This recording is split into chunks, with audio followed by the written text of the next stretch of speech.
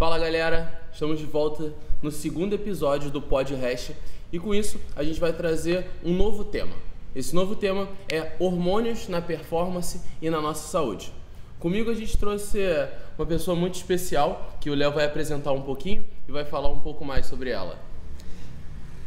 Primeiro, bem-vindos de volta. Vamos falar hoje um assunto um pouco mais polêmico do que foi da última vez. Jurei pra Babi que ia me comportar nas perguntas, falar tudo direitinho. E de antemão já falei, é a Babi, nossa convidada, minha médica, amiga, gosta de jaca tanto quanto eu, gosta de moela tanto quanto eu. Então é bem difícil a gente achar pessoas assim, quando a gente tem que querer perto. Com relação à bio, se eu tiver que falar a bio dela inteira aqui, eu vou ficar 12 horas falando da quantidade de curso que essa mulher faz. Mas enfim, é uma médica extremamente competente, eu confio nela completamente com relação à minha saúde, com relação à saúde dos meus alunos. E vou deixar para ela poder falar um pouquinho dela. Babi. Eu sou médica, graduada pela UERJ. Comecei minha carreira fazendo medicina de família, depois fui para pós-graduação de endócrino, medicina do esporte, fiz nutrologia também. Já fiz alguns cursos por aí, que se a gente de fato for ficar falando, a gente vai ficar aqui até amanhã só falando dos cursos que eu fiz. Então, é um assunto que eu fiquei bem feliz da gente poder conversar, porque a gente está vendo muito na mídia social o 8 ou 80 falando sobre hormônios, e eu acho que a gente tem que falar de maneira responsável, nem falando só sobre os pontos positivos, nem só sobre os pontos negativos. Então vai ser um bate-papo bem legal, simples para a galera entender, sem palavra rebuscada, sem blá blá blá, para o pessoal entender mesmo e educar as pessoas que estão fazendo esse uso abusivo de hormônio para performance ou para saúde, para estética. Eu acho que o primeiro ponto, para deixar claro para todo mundo que está assistindo, a gente vai ser bem direto, é você explicar mais ou menos o que é hormônio.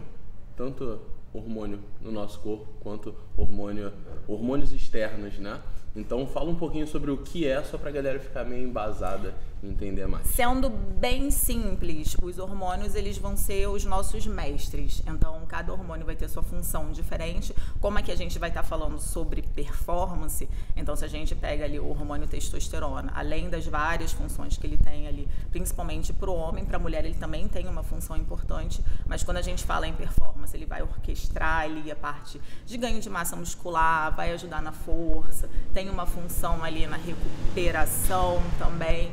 Então, os hormônios, eles são os mestres. E aí, dentro desses hormônios, a gente tem vários hormônios no nosso corpo, que também, se a gente for falar de todos aqui, a gente vai ficar falando só de nome de hormônio do nosso corpo. Mas, basicamente, é isso. Eles vão ser os mestres que vão orquestrar ali várias funções do nosso corpo para a galera entender. Agora, Babi, você citou a parte da testosterona. E assim, todo mundo tem a imagem de que testosterona é um hormônio masculino, quando na verdade ele é um hormônio do humano. Na verdade tem testosterona em cães, enfim, é um hormônio do ser vivo, na verdade, né? Que pode ser produzido tanto pelo testículo quanto hipófise no homem, e na mulher pode ser produzido também no ovário quanto na hipófise. A mulher também produz testosterona, e é normal a mulher ter. Sim, a mulher também produz testosterona, não na mesma quantidade que o homem, é bem abaixo disso, em torno de 20 vezes abaixo do que o homem produz, mas também é importante para a mulher, sim. Perfeito. Acho que dito isso, a gente já começa a base daquela coisa de testosterona coisa de homem, testosterona coisa de mulher, daí a gente já faz a separação básica dos eventos, né? E aí eu entro com você, a performance em si. Eu acho que a gente iniciar pela pergunta principal do programa e depois a gente vai destrinchando tudo. A performance em si, é necessária para a performance ter hormônio? Vale a pena a gente separar essa pergunta. Então, é necessário para você ter performance utilizar um hormônio exógeno? Não. Assim, o hormônio a gente tem que ter a nossa produção endógena, senão vai dar muito ruim, tanto para o homem quanto para a mulher. É necessário um hormônio endógeno para performance? Definitivamente não. As pessoas não gostam de acreditar muito nisso, mas talvez porque elas não tenham contato com atletas de fato de alta performance. Quando a gente fala em alta performance, é um mundo completamente diferente. Se a gente pega um atleta olímpico, por exemplo, a gente está falando de comer, dormir, treinar. E as pessoas não têm contato com esse comer, dormir, treinar. Elas estão acostumadas com um ser humano que tem uma vida comum, trabalha, tem que treinar cansado, então é bem difícil elas entenderem que é possível, sim, chegar em uma altíssima performance sem utilizar nada. E, às vezes, até no nosso meio, no meio médico, no meio também da educação física, às vezes as pessoas corroboram, né, esse fato de, não consegue chegar desse jeito, esse atleta tá muito bom, ele não vai chegar ali sem utilizar nada, não. E às vezes o cara não tá utilizando nada. Quando a gente fala de um atleta olímpico, nem todo mundo tá utilizando. Alguns rodam no doping, mas isso não quer dizer que todos estejam utilizando. Então precisa de hormônio exógeno pra gente estar performando melhor? Não. Vai ajudar? Vai, óbvio que vai.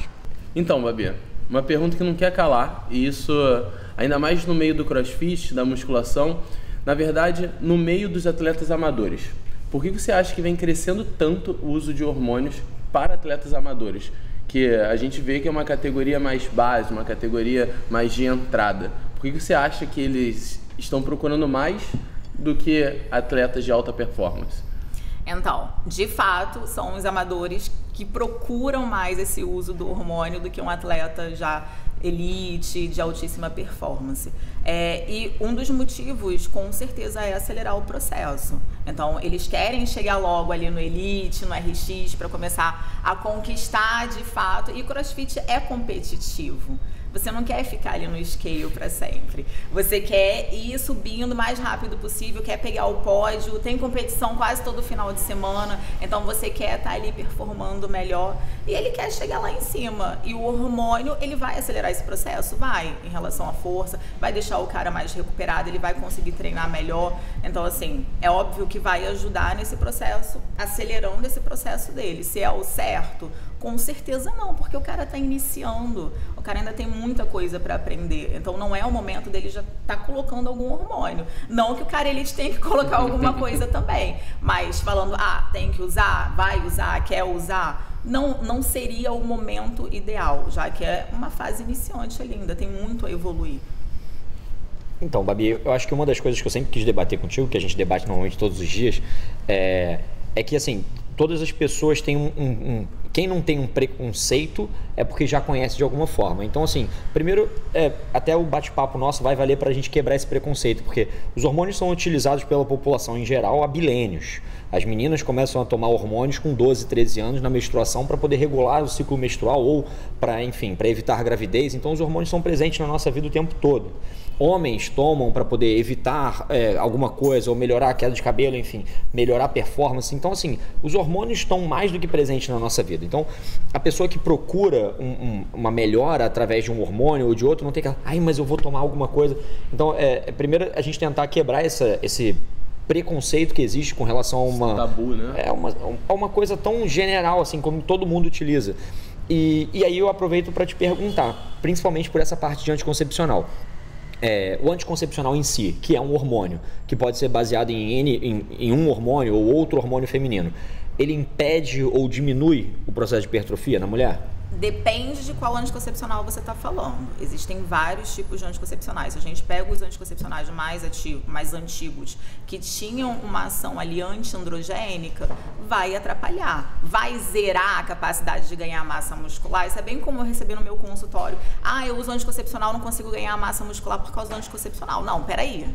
Ele pode atrapalhar, dependendo do anticoncepcional que a pessoa está usando, mas também não vai impedir com que ela ganhe massa muscular. Então, tem essa questão. Mas, hoje em dia, a gente já tem anticoncepcionais que têm progestina, inclusive, que ajudam no ganho de massa muscular.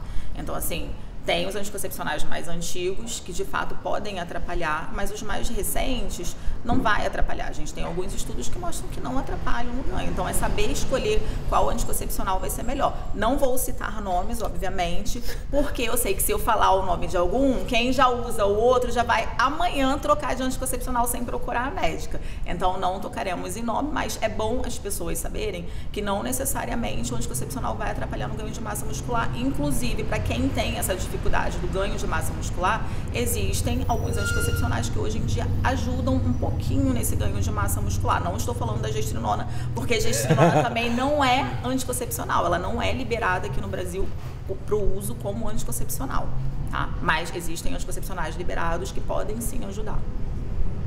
Cara, desculpa, vou te interromper, Ricardo, rapidinho. É assim, você já deixou o gancho, então é necessário que eu pegue esse gancho, porque isso é fato. A gestrinona a gente sabe que é um remédio para endometriose, se eu não estou errado, é isso? Entre aspas. Entre aspas. Tá, então me explica o que entre aspas, é para a gestrinona, porque a gente sabe que tem outros remédios que foram descobertos para outras utilizações e que hoje são remédios completamente diferentes e usam para outras funções. Tem famosos, pílulas azuis famosas que eram para outra coisa que hoje são usadas para outra coisa, enfim. Então, me descreve o caso gestrinona. De fato, a ideia da gestrinona era para o tratamento de endometriose e miomatose. E, de fato, quem conseguiu usar naquela época teve uma melhora absurda. Tá? Eu presenciei algumas pacientes que, de fato, fizeram uso da gestrinona para o tratamento de endometriose e que teve regressão dos focos de endometriose, teve melhora nos sintomas, que são, às vezes, dores absurdas. Então, foi criada para isso. E aí, no meio do caminho, perceberam que era um hormônio que também tinha ali um poder anabólico, né? E aí começaram a vender como o tal do chip da beleza. Como toda droga, né, que você começa a ter um uso abusivo, uma propaganda apelativa, o que geralmente acontece é cortarem o uso, a indicação médica dessa droga, e foi o que aconteceu. Então, hoje ela não é liberada pela Sociedade de Ginecologia para tratamento de endometriose, eles contraindicam o uso de gestrinona para esse fim, mas continua se vendendo. Né, continua se vendendo para fins estéticos.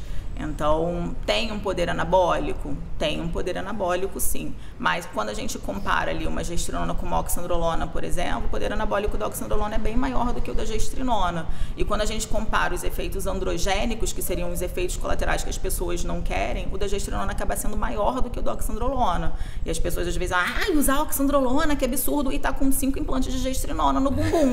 Então, assim, não tem lógica, entendeu? E é falta de conhecimento, mas por quê? Porque a gestrinona é vendida como chip da beleza.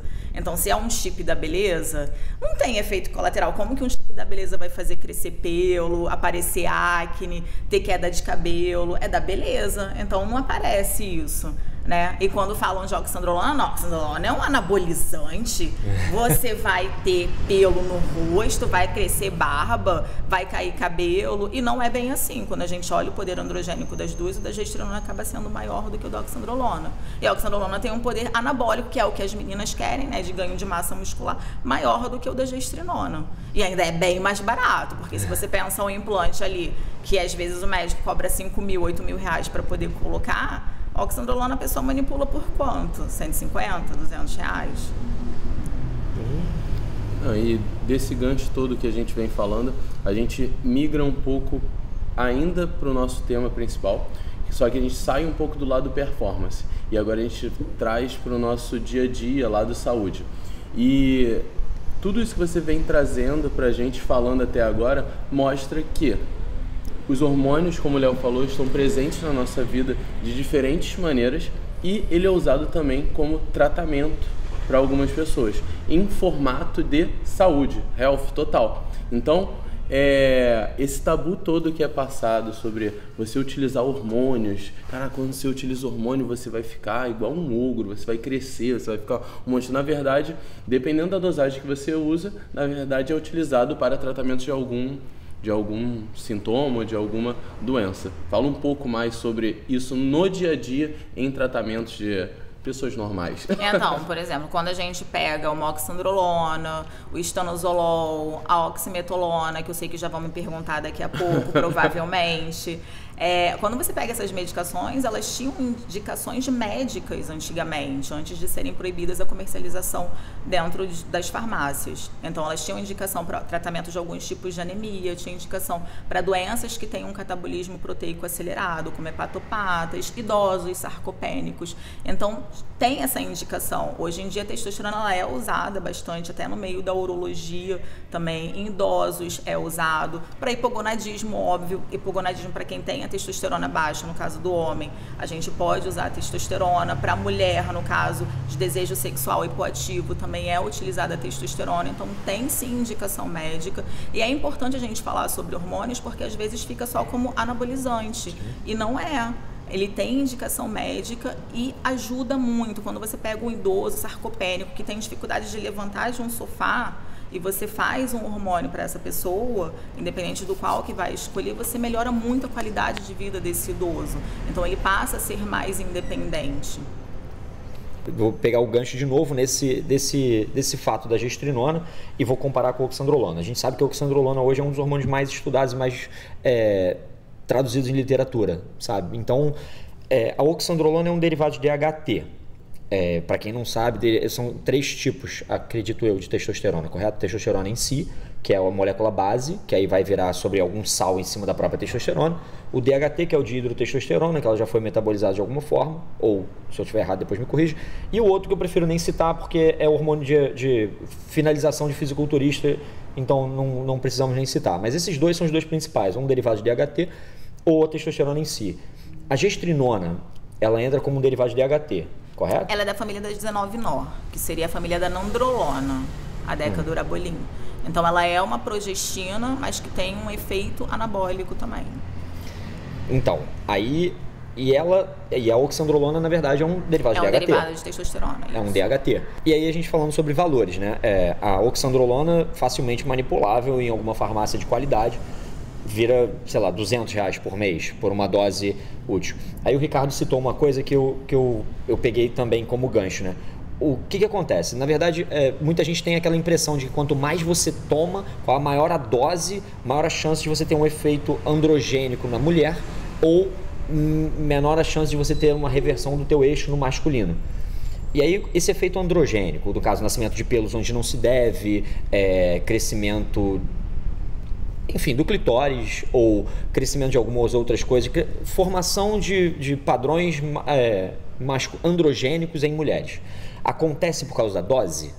Tem relação com a dose, mas não necessariamente todas as meninas só vão ter esses efeitos colaterais com doses altas. Isso também tem uma participação da genética, então depende de onde essa menina tenha mais receptores que vão ficar mais responsivos. Então, por exemplo, crescimento de clitóris que a gente vê geralmente em doses bem mais altas, algumas meninas começam a desenvolver com doses baixíssimas, às vezes 3 miligramas já começa a crescer. Então, porque ela tem bastante receptor ali naquela região, então ela vai responder mais. Então, tem uma relação com a dose? Sim, quanto maior a dose, maior o risco de você ter efeito colateral, mas não necessariamente você fazer uma dose baixa quer dizer que você está descartando qualquer efeito colateral, o que geralmente a gente vê as pessoas vendendo bastante isso. Já, não, essa dose é baixa, 0 chances de você ter efeito colateral. Não é bem assim. Isso tem um fator genético.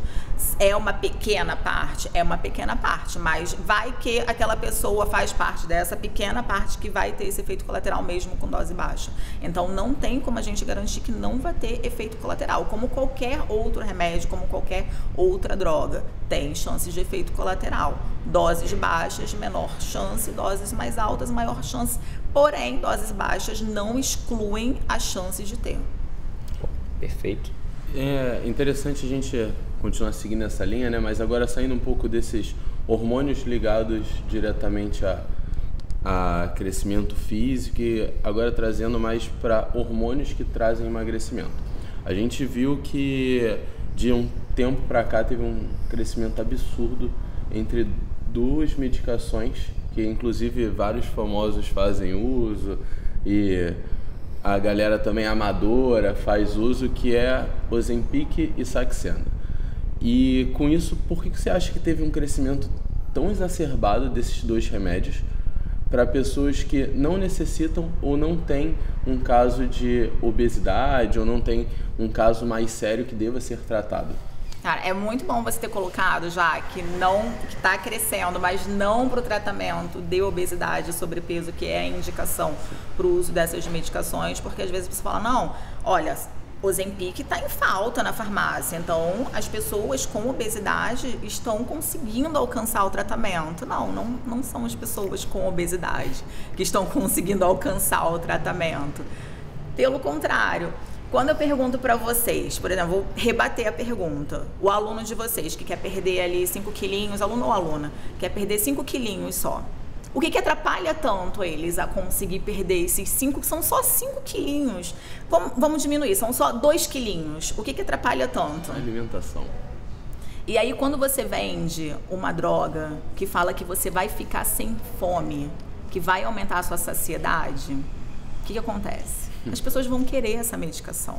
Se você vende aquilo como uma droga, não, aquilo dali vai tirar a sua fome, você vai ficar sem comer quase nada, as pessoas perdem 10 quilos em 30 dias. Ela só queria perder 2, 5. Então, é óbvio que vai ter uma procura.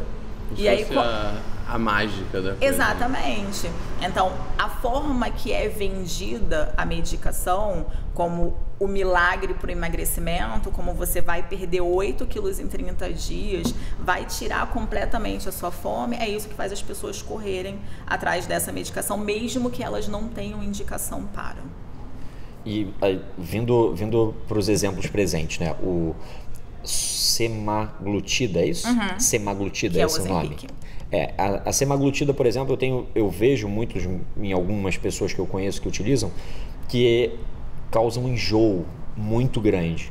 Muitas vezes as pessoas ficam incapazes de conseguir treinar ou aí se alimentar. E aí esse enjoo, eu não sei se é a causa do remédio ou se é um efeito colateral do remédio. Eu queria entender isso.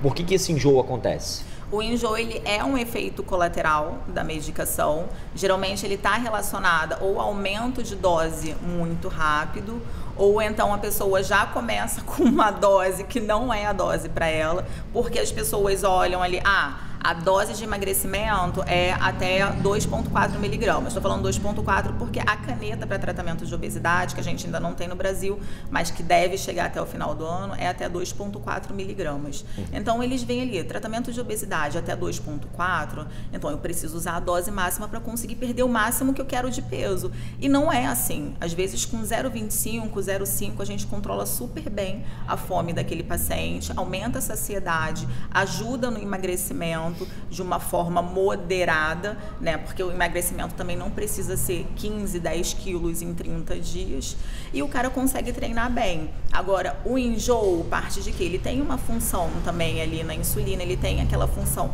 de diminuir a velocidade com que o alimento sai do estômago. Então, se a pessoa acaba de comer, tá com uma dose muito alta, às vezes ainda come um volume alto, ele fica com aquela sensação de que está empanturrado. Então, tem essa questão da velocidade com que o alimento sai do estômago, tem a questão da insulina, tem a questão da glicemia. Algumas pessoas, elas fazem um pouquinho de hipoglicemia, sim, e isso eu vejo às vezes eu acompanho alguns pacientes em uso de Ozempic com o Libre, e para treino, às vezes faz hipoglicemia. O Libre é um sensor. Isso que eu te pedi. Obrigado. É um sensor que ele fica grudadinho aqui no braço e que vê a sua glicemia. Então, às vezes é importante a gente acompanhar com alguns pacientes que já têm episódios de hipoglicemia antes, mas que precisam fazer uso da medicação. Então, a gente acompanha principalmente no treino. Então, no uso do Ozempic acaba piorando, sim, esses episódios de hipoglicemia.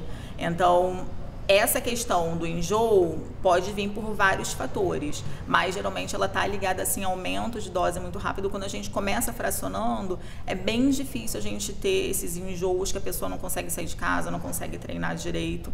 E geralmente quando as pessoas treinam, que é uma parte importante também do tratamento para obesidade ou do sobrepeso, a gente não quer deixar uma dose a ponto que a pessoa não consiga treinar, né? Fique passando mal fazendo 5 minutos de escada. Então, não, a gente deixa numa dose um pouquinho mais baixa para a pessoa conseguir treinar bem, conseguir comer o necessário, porque isso também vai ser importante até para o ganho de massa muscular dessa pessoa. Então, tem a questão de como usar a medicação de forma correta e tirar esse mito também de que tem que usar a dose máxima para tudo. Equiparando, né?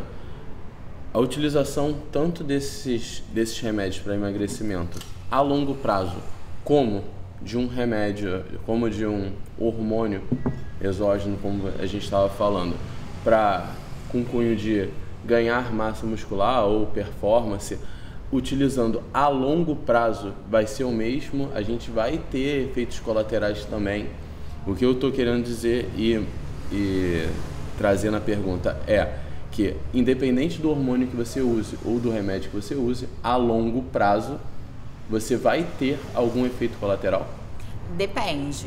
O Ozempic, por exemplo, o estudo que tem, o único estudo que tem um longo prazinho ali, que não é 40, 50 anos porque é uma medicação nova, mas o longo prazo que eles estudaram mostrou-se uma medicação segura. Quando a gente fala em hormônios, vai depender da forma que essa pessoa está utilizando, de onde vem esse hormônio, se é de fato um hormônio da farmácia, isso a gente falando de esteroides anabolizantes, tá? Se é um hormônio de farmácia, se é um hormônio de underground ali de forma ilícita, né, que tem muita mistura, qual é a dose que essa pessoa está fazendo, se tem um acompanhamento médico. Quando a gente pensa, por exemplo, em um homem que tem hipogonadismo, ele vai fazer uso da testosterona praticamente para o resto da vida. E é seguro, tem uma segurança. Quando a gente já parte para um uso de 3 ampolas por semana, é óbvio que isso não é seguro. Em algum momento vai dar ruim, porque tem os efeitos colaterais, né? Então, depende da forma que você está usando, depende para que você está usando, qual foi a indicação para fins estéticos. Provavelmente esse uso a longuíssimo prazo vai cobrar lá na frente. Quando você está repondo o que aquela pessoa não tem, não, você está repondo aquilo, então tem uma certa segurança. As medicações para emagrecimento, até onde elas foram estudadas, tem uma segurança também. Você sabe que existem pessoas que respondem muito rapidamente a uma dose muito micra. Eu, por exemplo, sou uma das pessoas, por exemplo, melatonina. Se eu tomar 1 grama de melatonina, eu vou ficar 2 dias. Se eu tomo uma dipirona, por exemplo, você me vê no outro dia feliz. E você não consegue entender, porque uma coisa não tem necessariamente uma relação com a outra. Mas assim, eu sou muito sensível a alguns remédios, assim como eu sou a álcool, por exemplo. Então, no caso da semaglutida, por exemplo, tem pessoas que ficam muito enjoadas. Aí você falou com relação à dose. Só que a dose da semaglutida é uma vez na semana. Como é que a gente pode fazer com relação a isso? Bem, a droga ela foi criada para ser aplicada uma vez na semana, diferente do Saxenda, por exemplo, que você aplica todo dia. Então é para gerar conforto para o paciente. Você pode fracionar o Ozempic, tem alguns artigos mais recentes que estão mostrando que sim, que teria uma função ali maior em relação ao controle de fome e saciedade, isso falando em tratamento para obesidade. Aqui a gente está falando em Ozempic porque a gente ainda não tem o IGOV, mas teoricamente em bula o Ozempic seria para tratamento de diabetes tipo 2 e não para tratamento de obesidade, mas como é que a gente ainda não tem o IGOV, mas a gente usa off-label o Ozempic, é só para depois, tá falando do Ozempic para tratamento de obesidade, não é tratamento de diabetes, enfim. Off-label a gente já usa aqui no Brasil. Então, assim, é uma vez na semana, mas pode se fracionar. Tem alguns médicos que gostam de fracionar a dose, mas se você pensa no conforto do paciente ali, que foi criado para uma vez na semana, não tem lógica você estar aplicando 3 vezes na semana, né? Fazendo 3 aplicações ali na barriga. Doses ínfimas e doses mais altas. Tem uma questão chamada efeito placebo, que a gente precisa separar de primeira. Você é um que tem bastante efeito placebo. Então, assim, o que não é ruim, tá? Que a gente pode dar uma cápsula de maisena e você vai estar treinando super bem, se recuperando maravilhosamente com uma cápsula de maisena. Mas também tem pessoas que, de fato, respondem mais do que o comum.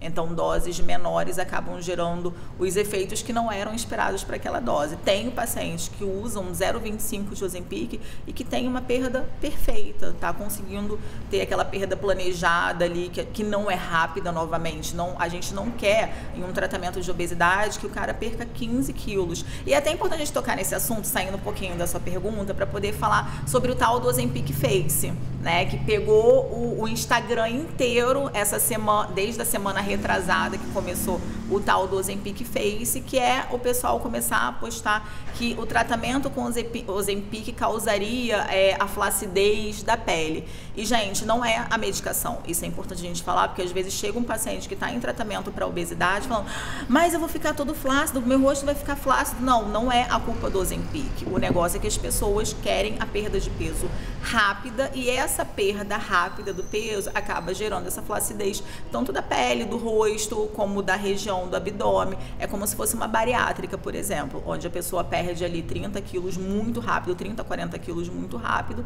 e de fato fica com aquela sobra de pele. Então não é da medicação, é a perda de peso rápido que acaba causando essa flacidez na pele da pessoa. Era só pra gente sair porque é importante, estava aí na mídia correndo, é importante a gente explicar isso. Mega. Eu tenho alguma pergunta mais? Porque eu tenho uma cacetada de pergunta, cara. Tem algumas, né? E aí a gente volta pro cunho da performance, né?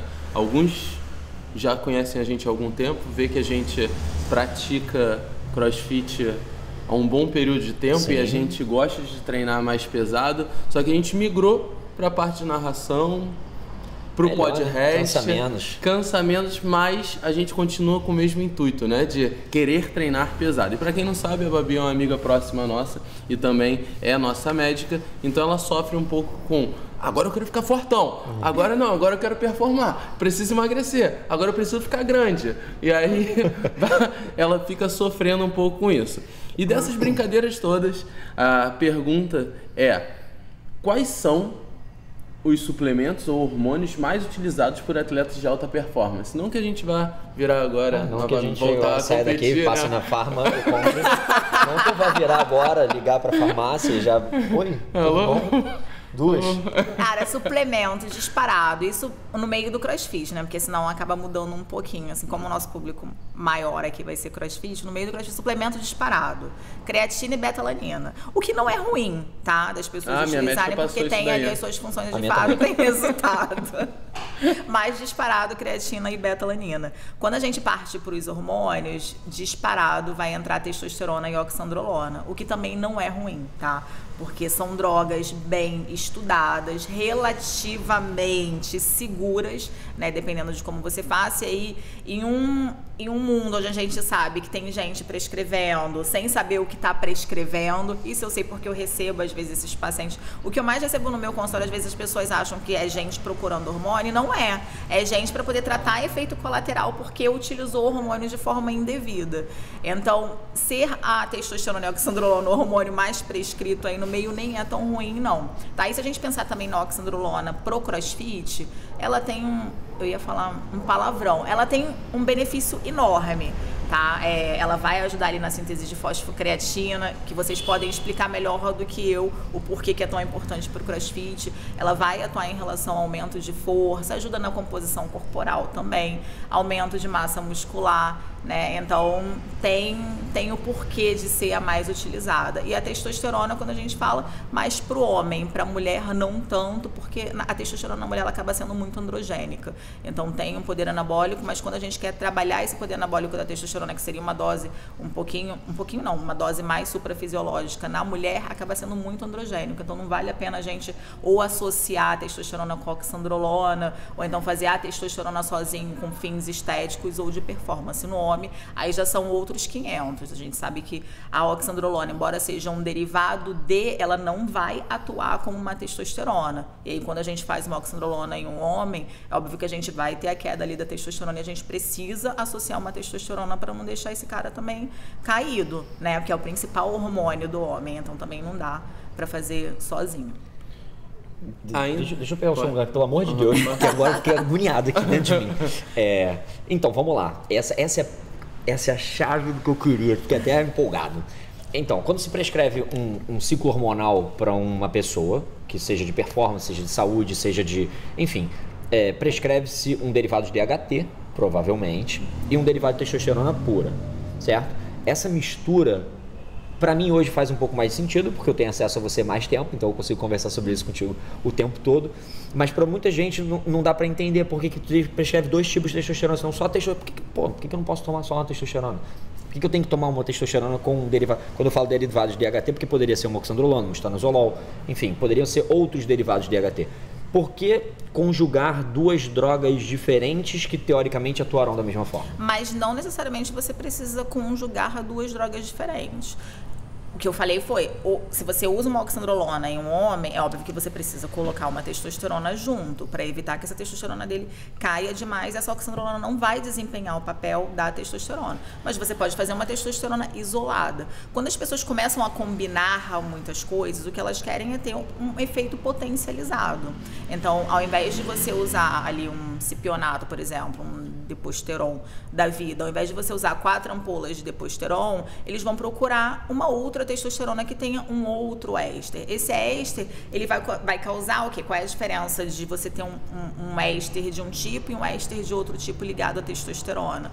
O pico que ele vai fazer é diferente, então o tempo de meia-vida daquela substância vai ser diferente. O anabolismo tem ali um quê de diferença também, isso é muito reservado, mas dá pra gente falar em uma outra parte, porque aí a gente vai ter que explicar um pouco fisiologia, bioquímica, para as pessoas conseguirem entender o porquê. Mas tem, algumas drogas elas acabam sendo mais anabólicas, isso contando miligrama por miligrama, né? Então, um miligrama dessa daqui poderia ser mais anabólico do que essa daqui. Então, às vezes, eles juntam para poder potencializar. Tem algumas drogas que vão reter menos, porque aquele éster, às vezes, se liga a receptores de mineralocorticoides. Então, tem essa questão. Por isso que acaba juntando um monte de coisa para poder potencializar o resultado. Mas isso a gente está falando mais da galera da estética, tá? Não tanto para performance. Para performance, as pessoas acham que às vezes tem que conjugar ali 10 hormônios para poder ter performance. Não é. Performance não é isso. E a gente pensando, por exemplo, em CrossFit, o cara que está usando 10, 20 hormônios diferentes, cara, ele também está aumentando a massa corporal dele, ele está ficando mais pesado. Então, até onde também isso vai ser benéfico para ele? Tá ficando mais forte, mas está pesando 120 quilos. Como é que você faz 79 pull-ups ali em uma competição com 120 quilos, 110 quilos? Então, assim, não é. Performance é um mundo completamente diferente. E quando a gente olha o tipo de doping que a gente pega lá fora, isso fora Brasil, a gente vê que não é tão bem ali testosterona, oxandrolona e estanozolol, é diferente. Então, performance não é bem a gente fazendo ciclo de fisiculturista de hormônios ali, não. É separado. Uma coisa é uma coisa, outra coisa é outra coisa. Eu vou deixar pra tu, porque eu já falei, se eu ficar aqui, eu vou ficar 4 horas aqui. Cara, legal que vocês vão fazendo uma pergunta, eu vou respondendo um negócio e termino com outra coisa completamente diferente. E aí vai com outra pergunta e vai emendando uma nova. Esse mundo é um mundo apaixonante, eu sempre adorei estudar sobre hormônio, acho que é sensacional você ter uma coisa que consegue monitorar outras áreas completamente diferentes do teu corpo, então assim, pra mim é uma área sensacional. Quando você citou isso com relação ao doping em outras pessoas, fora do Brasil, eu trabalhei aqui na 40 graus, para quem não sabe, a gente está aqui na 40 hoje, porque acho que é um ambiente maravilhoso, que eu amo estar aqui. Eu debati com uma atleta que não era do Brasil, era de fora do Brasil, era da Austrália, e ela falava que lá ninguém utilizava mais a testosterona em si, utilizava uma coisa chamada peptídeos, que inclusive não é autorizado aqui no Brasil, é uma coisa proibida no Brasil, enfim, não sei se é proibido, não sei se não é autorizado, mas que seria uma coisa ao hormônio sintético. Você me explica mais ou menos como é que funciona? Assim, o peptídeo especificamente que você está falando, que é para ganho de massa muscular, de fato, ele é proibido aqui no Brasil. Eu não sei nem se ele é liberado nos Estados Unidos, tá? Isso eu não vou saber te responder. Mas quando a gente fala de peptídeo, a gente está falando o quê? De um composto ali formado por 2 ou mais aminoácidos, até 70 aminoácidos é considerado peptídeo, aí tem a classificação de polipeptídeo, enfim. Mas peptídeo é isso. Se a gente pensa em homocitocina, que é um hormônio que a gente já utiliza no meio da medicina, ele já é liberado. Mas esses peptídeos especificamente que você está falando, que eu sei quais são, eles de fato não são liberados para prescrição aqui no Brasil. E qual seria a função deles? Então, por exemplo, alguns peptídeos, eles vão ter umas microfunções ali que não vão ser só para ganho de massa muscular, aumento de força ou melhorar a recuperação. Se a gente pega um tipo de um peptídeo aqui, que eu não vou falar o nome, óbvio, para as pessoas não saírem correndo procurando, ele tem um poder de aumentar a fome e te deixar de fato igual uma capivara faminta. E isso, óbvio, que não fui eu que utilizei, mas tenho pessoas que de fato estão utilizando e me falaram que realmente isso acontece. Então, num processo de bulking para um fisiculturista, por exemplo, que tem que comer uma quantidade de calorias enorme e não consegue ingerir aquilo, eles fazem o uso desse peptídeo na parte do bulking. Então, vai aumentar a fome, ele vai conseguir comer tudo que tem ali que ele precisa comer e ainda vai estar atuando também, ajudando no ganho de massa muscular. Então, tem alguns que vão aumentar a fome, tem alguns que vão diminuir a fome, tem alguns, inclusive, que tem uma função interessante, mas ainda não tem estudos, de fato, em fase 3 para poder a gente começar a pensar nessa comercialização, mas que ajudariam também no tratamento de diabetes tipo 2. Então, é um mundo bem interessante e, de fato, em relação a efeitos colaterais, os possíveis que ainda faltam ser um pouco mais estudados, é porque eles promovem replicação celular. Então, assim, deve-se tomar um pouco de cuidado, porque quando a gente fala em câncer, a gente também está falando em replicação celular. Então, até onde, de fato, isso é seguro.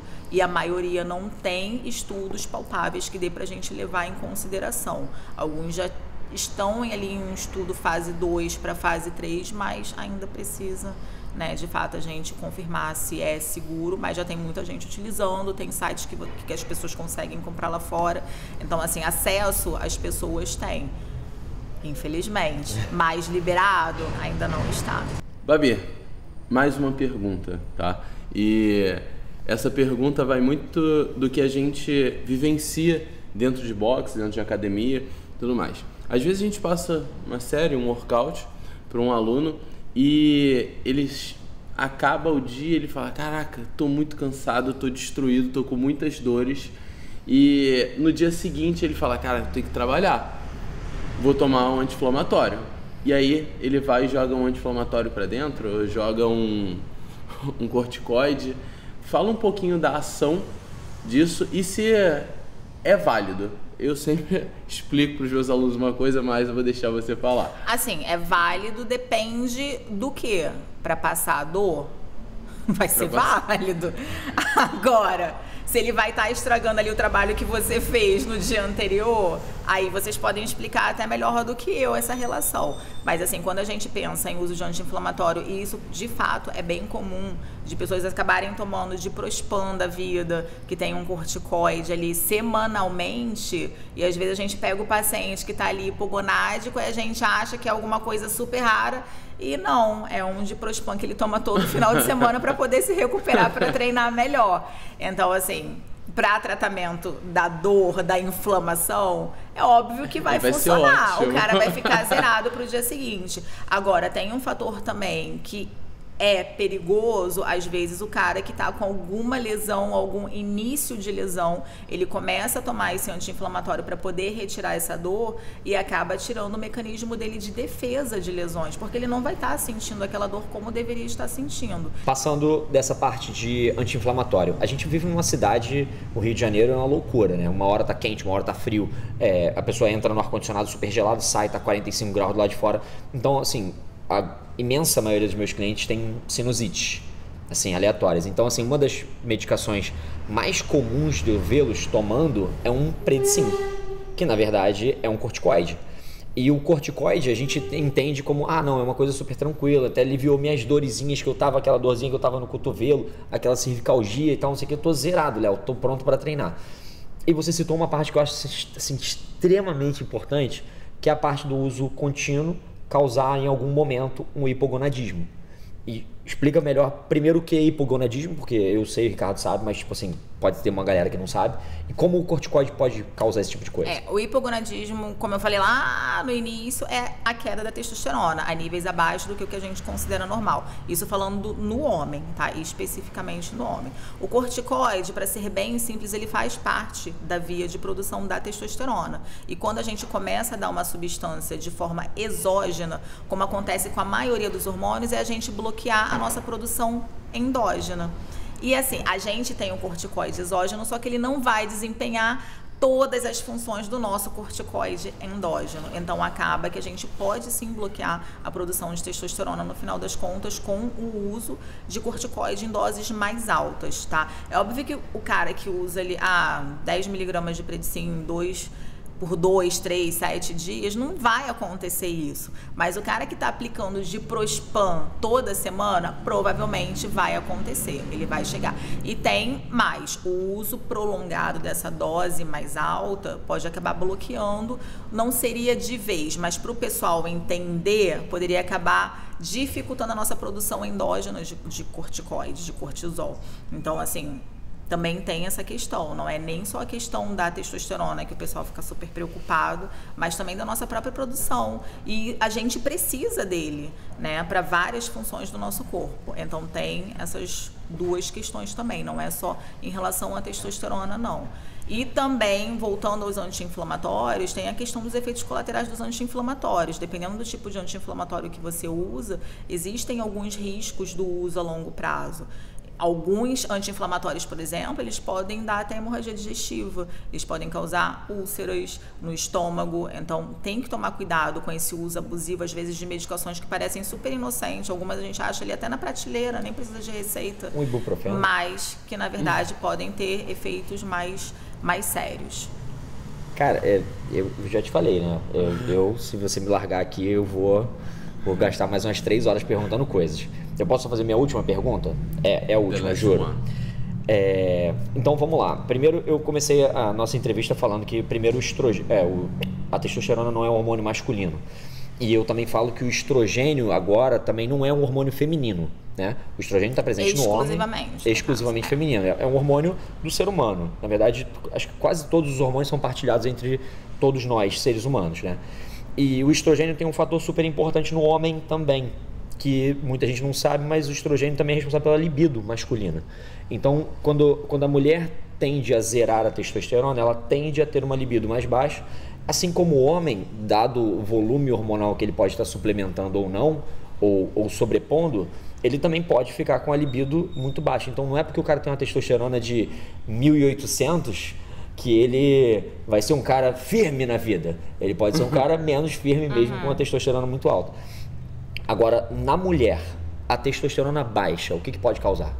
Quando a gente pensa em testosterona na mulher, ela vai ter um papel ali na libido também, sendo que a libido na mulher ela é bem mais complexa, tá? Não é só uma questão de testosterona baixa, desejo sexual hipoativo. Não é bem assim, tá? Então, tem essa relação com libido. Parece que a testosterona também tem uma relação em relação a foco, memória, mas são artigos que a gente ainda fica com um pezinho um pouquinho atrás. Tem relação, óbvio, com ganho de massa muscular também. Então, embora não seja o nosso principal hormônio, porque eu sou mulher, né?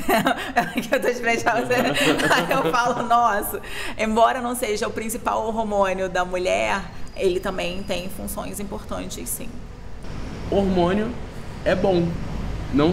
A gente quebrou um pouco desse tabu aqui de que hormônio é algo muito ruim, o hormônio só pode ser usado em casos de alta performance.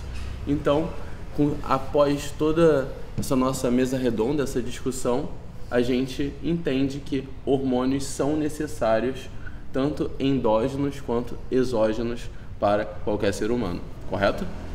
Correto, entre aspas. Assim, os hormônios, eles são necessários, né? Principalmente os nossos hormônios endógenos. Quando faltam algum, é óbvio que acontece sempre alguma coisa ali de errado com a gente. Quando a gente fala de hormônios exógenos, o importante é o pessoal entender que tem indicação médica e que eles são necessários para algumas condições, eles podem melhorar muito a qualidade de vida de alguns pacientes. Então, a gente não pode ficar com esse preconceito do hormônio anabolizante, do hormônio usado puramente para fins estéticos. Ele tem suas funções também para alguns pacientes e pode melhorar muito a qualidade de vida. Outro ponto que a gente também não pode ir é da banalização do uso de hormônio, achar que é uma creatina, que é água mineral, que pode ser usado todos os dias, semanalmente, para todo eterno sempre, amém, que não vai acontecer nada. Não, são substâncias que a longo prazo pode ter efeito colateral, dependendo da dose, nem tanto a longo prazo, pode ser bem rápido, ter algum efeito colateral e pode não só limitar aquele efeito colateral que a gente conhece, que é a acne, queda de cabelo, que de fato as pessoas, mas tem como consertar. Tem como consertar, mas não é só isso. Podem ter efeitos colaterais bem mais graves. Então, para a medicina, para os médicos, para os meus colegas médicos, eu acho que a gente precisa sair desse 880, que é importante, que a gente vê tanto no Instagram, ou é 8 ou é 80, ou você demoniza uma droga, ou você banaliza ela como se fosse o líquido maravilhoso que vai resolver a vida de todo mundo. A gente precisa conversar mais sobre hormônios, porque alguns pacientes vão se beneficiar dele, e por outro lado, outros pacientes que estão fazendo uso abusivo precisam entender que eles estão correndo risco também, porque muita gente não faz noção dos riscos que eles correm. Às vezes, pela propaganda enganosa ali, não, pode tomar, que é simples, não vai acontecer nada, a gente faz uma dose baixa, fica usando aqui por 2, 3 anos para sempre e não vai acontecer nada, e acontece. Então é importante a gente estar sempre falando sobre hormônio de forma responsável, de forma ética, não glamourizando o uso para deixar com o corpinho saradinho para o carnaval e nem também demonizando a droga, porque alguns pacientes melhoram demais a qualidade de vida com o uso. Eu jurei que não iria perguntar mais nada, porque se eu ficar aqui perguntando eu vou ficar aqui várias horas, mas assim, eu acho que a gente tem que primeiro falar sobre, a gente deixou de falar sobre uma coisa, o que faz com que você tenha que voltar, e eu acho que é extremamente necessário. Não falamos sobre GH, é um outro hormônio que é utilizado em doses muito altas em algumas crianças com necessidade de utilização, outras já utilizam com umas doses um pouco mais baixas. Enfim, é uma dose, é um hormônio também já difundido no meio tanto do crossfit, quanto no meio do fisiculturismo, quanto no meio das pessoas que querem emagrecer. Então, já fica a dica que você voltará para aqui para o próximo, que é essa parte de GH. Mas assim, tentando debater sobre... Acho que a nossa profissão da área da saúde vem muito disso, Babi, dessa situação das pessoas terem o imediatismo do resultado e a não paciência pelo processo. E aí, é tudo isso que acontece comigo, com o Ricardo, todos os dias, né? A gente trabalha com pessoas que falam, olha, eu preciso emagrecer X quilos até o X período. E aí ela vira para o médico ou para o professor de educação física e fala, cara, eu preciso emagrecer. E aí o professor de educação física que tem um planejamento na cabeça fala, cara, eu tenho que fazer um período de base para depois subir um pouquinho, fazer um tapering, depois eu vou subir. Normalmente quando você entrega isso para uma pessoa, a pessoa fala, cara, esse cara é muito fraco, porque ele está fazendo um período de base que não necessariamente vai... E acredito que aconteça isso exatamente com vocês. Porque, você vai lá, o cara prescreve você, cara, você não precisa de hormônio, você precisa dormir melhor e se alimentar melhor. Aí o cara sai de lá falando, cara, essa médica não sabe de nada. Eu acredito, pelo menos, que seja muito assim. Eu queria que você desse a tua experiência com relação a isso. Sim, é bem assim. Às vezes eu até converso com os meus colegas médicos, que às vezes eu me sinto como se estivesse numa padaria, onde o paciente chega e ele, eu quero um pão. Só que ele chega e eu queria tomar Durateston, queria tomar Deposteron. Não, peraí, isso daqui não é padaria. Você não chega aqui e pede, eu te entrego o que você quer. E na grande maioria das vezes, quando a gente vai analisar, o paciente precisa treinar direito e comer bem, e ele vai ter resultado. E isso principalmente em meninas. Às vezes meninas, não ganho massa muscular de jeito nenhum, preciso tomar oxandrolona. Não, você precisa treinar direito. Tipo, musculação uma vez na semana e corrida 7, não vai ganhar massa muscular. Então é uma questão de organizar esse treino, melhorar a alimentação, nem sempre é sobre o uso de hormônios. Só que qual é o grande problema? Isso gera um benefício financeiro para o médico que prescreve. Então é óbvio que ele vai querer fazer a propaganda positiva. Você não vê os médicos que ganham dinheiro prescrevendo hormônios, colocando implantes de hormônios, falando sobre efeitos colaterais. São raros os casos onde você vê que o cara coloca implante, ele fala de forma sincera, de forma ética, como deveria ser, sobre os efeitos colaterais, quais são as indicações corretas para o uso de implantes hormonais. Então, assim, a maioria das vezes a gente vê glamorização do uso de hormônios. Pode usar isso daqui e consiga seu corpo pro verão. E, cara, a maioria das pessoas que chegam com esse fim de querer usar anabolizantes, de querer usar esteroides anabolizantes ou outros tipos de hormônios, é porque elas querem alugar um corpo. Então, tá chegando o carnaval, eu chamo de alugar corpo, porque elas querem chegar aquele shape ali até o carnaval e depois, relaxa. Aí, quando vem chegando o verão, todo mundo volta para poder querer alugar o corpo do verão. Então, assim... E aí, se você tem um médico que tá ali glamourizando aquele uso, é óbvio que a pessoa vai achar que é aquilo dali que ela precisa usar, não vai concordar que é o treino e a dieta, até porque o treino e a dieta não vai dar tempo de conseguir em 30 dias, né? Sim. Pro verão ou pro carnaval, que geralmente é o período do boom, né? Então, a pessoa acaba achando que, de fato, ela precisa daquilo, porque é aquilo que vai melhorar a disposição. Se você pega, às vezes, propagandas de implantes hormonais, às vezes a pessoa coloca, tá cansado, é porque falta testosterona. Não, peraí. Tá cansado, às vezes, porque o cara não dorme 3 horas por noite. Mas tá sendo vendido o quê? Não, tá cansado, você se sente abatido durante o dia, chega para treinar cansado, isso é falta de testosterona. E o cara acredita que é falta de testosterona, porque são os sintomas que ele sente, mas também são os mesmos sintomas de quem dorme 3 horas por noite, de quem tem que trabalhar, de quem está cuidando do filho de madrugada, filho pequeno chorando.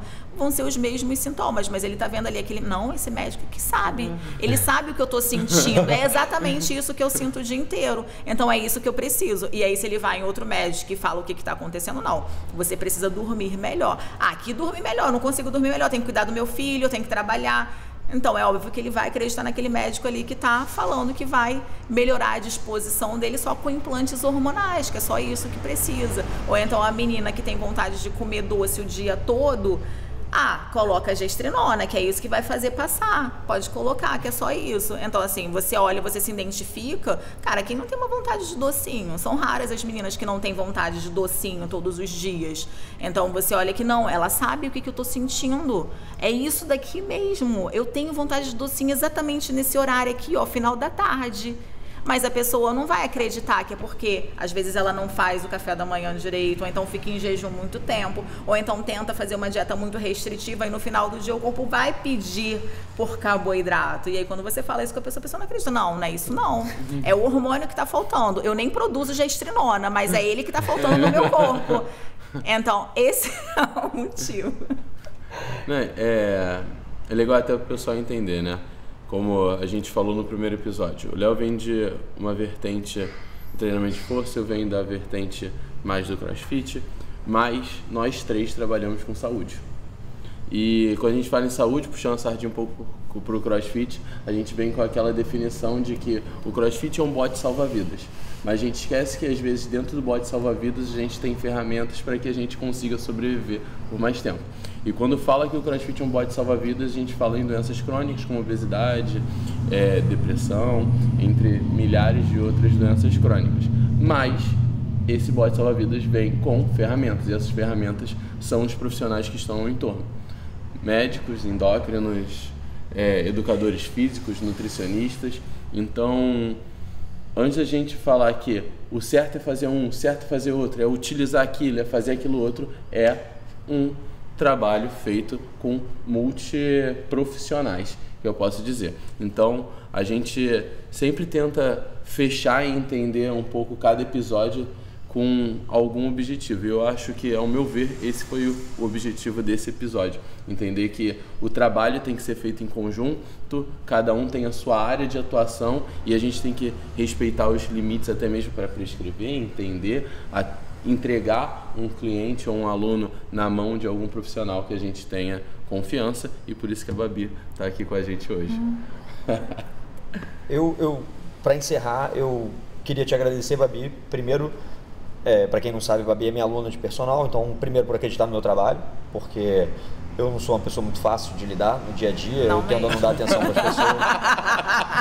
Enfim, mas eu tendo a perder a minha atenção muito facilmente. Então eu tento dar atenção ao máximo para a pessoa que está perto de mim. Então, primeiro te agradecer, porque eu nunca estive perto de ninguém, e aí você percebeu que tecnicamente pode ser uma boa opção, e aí me escolheu, e aí a gente está nesse papo hoje. E segundo, por eu admirar você tecnicamente, porque as perguntas que a gente faz, do nada eu mando uma mensagem no teu WhatsApp e você, cara, o que esse desgramento está querendo saber de hemogeninho, cara, não sei o quê. Porque, enfim, surgem perguntas ao longo do dia e muitas vezes o Google não me responde com a humanidade que eu preciso que seja resposta. E aí eu tenho que te acessar. Então, te agradecer primeiro pela confiança, segundo, por aceitar essa troca com a gente aqui hoje, porque, cara, eu acredito que para todo mundo que está assistindo, assim como para mim e para o Ricardo que estamos aqui, estou falando por você, mas você pode falar por você, foi extremamente esclarecedora de todos os níveis. Acho que a gente já conversou sobre isso tudo, várias aulas, mas nesse papo mais descontraído, eu acho que eu peguei muito mais coisas, as partes de DHT, e eu acho que o papo que a gente vai ter de GH vai ser sensacional, que a gente já precisa marcar já um novo dia, já para eu poder desvencilhar da tua agenda toda lotada. Obrigado por tudo, e deixo a palavra para você. Cara, é uma troca. Assim, primeiro, o prazer é meu. Volta aqui quantas vezes vocês quiserem pra gente conversar sobre, que eu acho que é realmente muito importante até pra gente sair desse 880. Você falando mesmo do bot que tem as ferramentas ali dentro, eu uso exatamente esse exemplo com alguns dos meus pacientes. Você tem um bot com várias ferramentas ali dentro. Você pode usar para se salvar, mas também você pode usar para furar o bot e afundar de vez. Então, é necessário, sim, que tenha profissionais éticos que, de fato, estão preocupados com a saúde dos pacientes e não só com lucro em cima dessa área que é rentável. As pessoas querem ter um corpo legal, ainda mais aqui no Rio de Janeiro, que é área de praia. Então, carnaval bomba, a galera quer estar saradinho, né? Então, é uma área rentável. Então, as pessoas querem atingir aquele corpo padrão ali que a mídia está toda hora bombando em cima da gente. Então, assim, é importante a gente falar sobre hormônios para poder tirar esse preconceito, saber que tem indicação médica para isso e também para alertar as pessoas que estão fazendo uso abusivo do hormônio, que tem os seus riscos, sim, não é só aquele campo de flores que você vai percorrer feliz e saltitante. Então, me chamem quantas vezes for necessário, estarei aqui com vocês. Não sei de tudo, às vezes a gente troca bastante também na aula, às vezes essa peste que me manda mensagem. Aí eu olho assim, gente, por que ele tá perguntando isso? Tipo, não sei. Teve um que você mandou também, por que usa isso daqui? Eu sei lá por que usa. Talvez pode ser por isso daqui. Ah, eu pensava que era por isso daqui. Ah, não é. Enfim, a gente vai trocando bastante. Eu vou aprendendo contigo, você vai aprendendo comigo. O que eu não sei, eu também vou procurar. Então também é uma forma de eu ir aprendendo junto. É isso então, gente. Eu acho que a gente conseguiu englobar basicamente tudo que eu queria falar com ela sobre hormônios e a gente debateu super bem. Queria pedir para que todos que gostaram da história acessa o canal, se inscreve, essa parte de like, gostar e tal, não sei o que, sabe que eu sou meio travado com isso, mas enfim, faz a parada que tem que fazer, assina não sei o que lá, não sei aonde, bota não sei o que lá, não sei o que também, e é isso. Galera, fechamos mais um episódio, como o Léo falou. Se inscreve lá no nosso canal no YouTube, segue a nossa plataforma no Instagram e também acompanha a gente lá no Spotify. Era só isso que tinha que fazer. Às vezes é difícil. Mas tudo e nos bem. vemos no nosso próximo episódio com mais um convidado especial que a gente vai deixar para que acompanhe lá no nosso Instagram. Boa. Top?